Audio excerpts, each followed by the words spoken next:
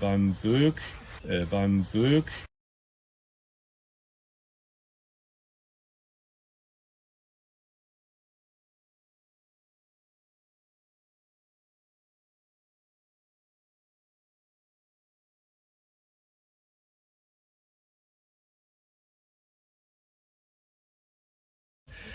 Beim Böck ist die Formgebung und der Einbau der Einbauteile schon so, dass da mehr Verbindungspunkte sind zwischen den Einbauteilen, die Steifigkeit erzeugen.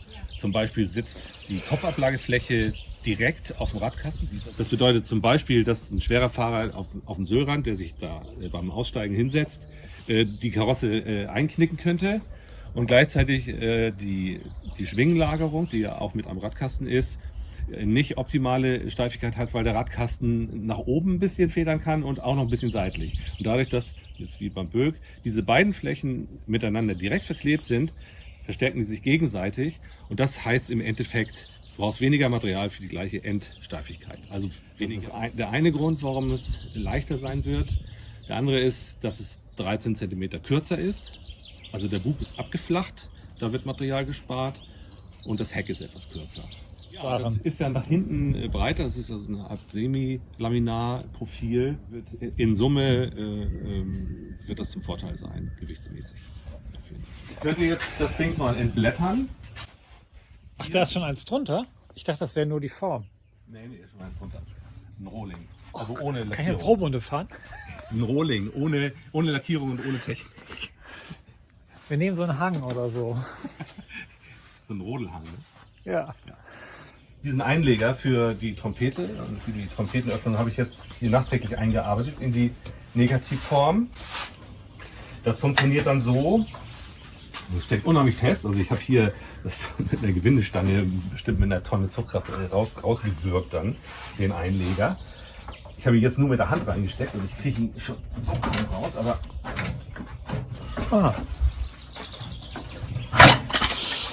Ist drauf? Weiß ich nicht. Ja, guck mal. Das ist der Einleger für die Trompete. Hier wird ja drumherum laminiert. Das ist praktisch ein Negativkern. Und von innen steckt man jetzt den Rahmen da rein. Was eben auch ein Grund für diesen Aufwand ist, einen Einleger zu machen und das in einem übergehen zu lassen, ist, wenn du eine Trompete machst, die du von vorne hereinsteckst und draufklebst, hast du immer diesen Rand, der aerodynamisch schon Ablösung erzeugt. Und das ist einfach. Du meinst, dass dann außen drauf ist, dieses Ja. Ding, ne? Ja, ja. Und das ist einfach besser, wenn das nahtlos aneinander liegt. Er ist beim Anfang schon recht hart, ne? Wird das Ding eigentlich sozusagen in mehreren Teilen gemacht oder ist das ein Teil und die Form besteht nur aus mehreren Teilen? Zunächst wird die untere Hälfte laminiert in der zusammengeschraubten Form. Das sind ja zwei Teile, ne? Links, rechts. Ja. Das bleibt nass. Das Oberteil wird auch laminiert, ist nass, wird verschraubt und dann wird nass in nass hier das Verbindungslaminat drin gemacht durch diese Öffnung hier. Das ist relativ einfach zu machen. Wie hat man das früher gemacht, wo diese Klappe nicht war? Welche die? Ja. Nur so. Geht auch. Ist aber etwas schwieriger. Also die Teile wurden nie so zusammengeklebt, sondern das war immer eins oder wie? Das muss ja immer ein Streifen als Verbindungslaminat. Und das, was man da so sieht, so diese Nähte, das kommt durch die Form dann am Ende. Ja, das ist praktisch nur der Übergang der einzelnen Negativformteile. Aha. Aber es ist tatsächlich ein echter Monokop. Das ist ja bei allen so.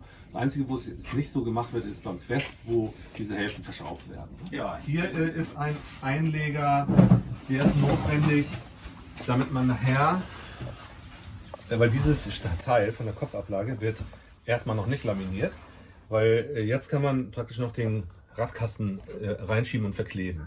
Den kriegt man nachher nämlich nicht rein, wenn dieses Kopfteil hier drin ist. Hier der Weg ist zu klein, um das Radhaus reinzubekommen. Es ist ja ein Radhaus für 28 Zoll Räder. Ja. Deshalb ist es notwendig gewesen, eben hier noch Platz zu lassen. Wenn der Radkasten dann eingeklebt ist, zusammen mit diesem Horizontalschott, das ja die Federbeine oder die Luftfederung aufnimmt, wenn das also verklebt ist, wird dieses Formteil wieder aufgesetzt und wird hier Verbindungslaminat gemacht. Und dann wird erst das Ganze entformt. Ich nehme jetzt mal das Oberteil ab. Irgendwo Nee, dann kommt Ja, okay. Du hättest das. der sitzt am besten.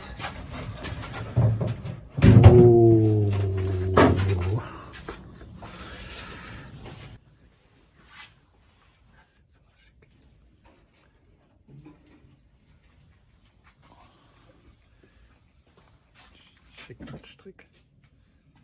Die Trompete muss dann natürlich noch verschliffen und verspachtelt werden, geheftet. Aha.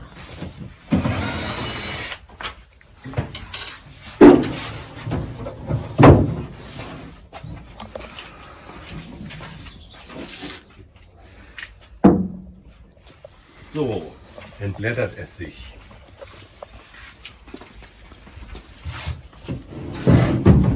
Ja, ich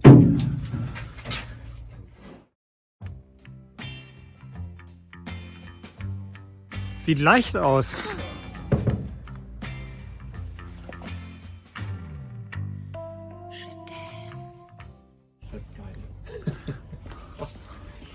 Ja, ja.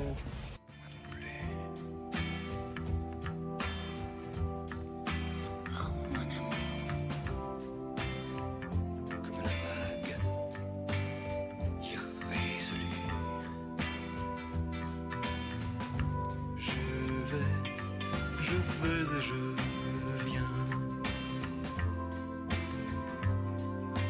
entre tes reins. Je vais et je viens entre tes reins. Böck'sche Formenschatz, der vorbekannte. Das erste, was wir geändert haben, von der Ergonomie und auch von der Aerodynamik, also Fahrzeuge könnten schmaler dadurch werden, ist, dass wir diese Zonen hier der Ausstülpung für die Fußspitzen, aber auch hier für die Hacken, die Hackenbeulen, auf das Maß hin zusammengezogen haben, wie das Tretlager es verlangt. Also das daraufhin optimiert. Dadurch wird das hier oben auch etwas schmaler. Die Frontfläche wird etwas geringer. Das zweite ist, wir haben den Bug stärker abgeplattet.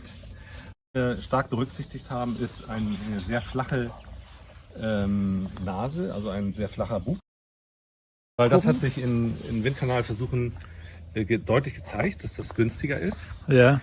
Das hat Eckert beim Zweisitzer, beim Milan 4.2 schon realisiert.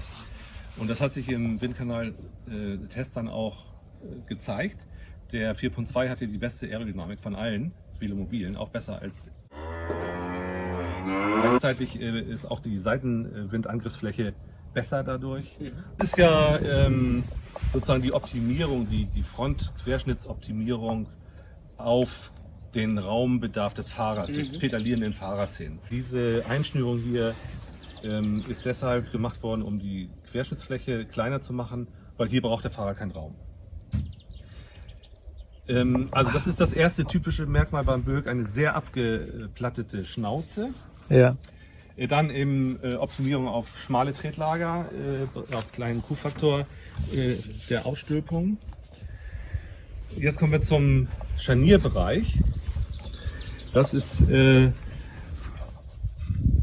ich habe die Öffnung extrem groß gemacht, so groß wie sie irgend ging.